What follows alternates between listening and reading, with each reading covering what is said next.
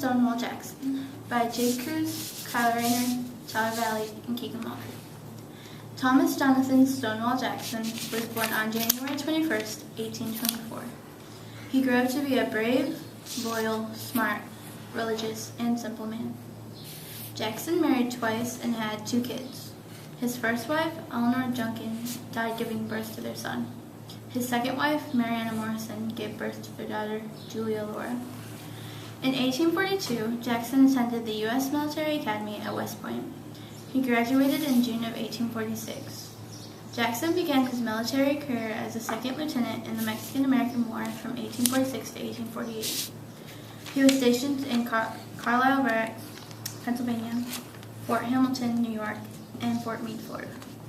After many successful shows of leadership in war, he was promoted to rank of major. In 1851, Jackson resigned his military commission and accepted the appointment to teach at the Virginia Military Institute in Lexington, Virginia. He ended up teaching natural and modern-day physics. When the war broke out, he accepted order as a colonel of Virginia militia and command of Harper's Ferry.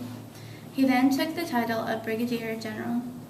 In November of 1861, he was promoted to Major General of the Confederate Army. During the war, when getting shot at repeatedly, Jackson still didn't back down. He stood like a Stonewall, which is why he was nicknamed Stonewall Jackson. He was also Robert E. Lee's right-hand man. The main battles he fought in were Battle of First Manassas, 7 Days Battle, Second Manassas, Battle of the Nation, and Chancellorsville. On the night of May 2nd, 1863, the edgy Confederates accidentally shot at Jackson, thinking he was an enemy. He was shot by 3 .57 caliber bullets. He was immediately taken to a field hospital near where they had been fighting. Jackson's left arm had to be amputated. 2 days later, he was moved to a field hospital at the home of Thomas and Mary Chandler. He ended up catching pneumonia and became delirious and was having flashbacks from the battles and shouting orders to soldiers while in bed. On May 10th, at exactly 3:15 p.m., Thomas Jackson took his last breath. His last words were, "Let us cross over the river and rest under the shade of the trees."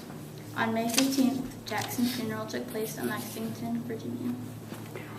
After Jackson's death, his second wife, Marianna Jackson, did not remarry. She was known as the widow of the Confederacy and devoted her time to the United Daughters of the Confederacy organization.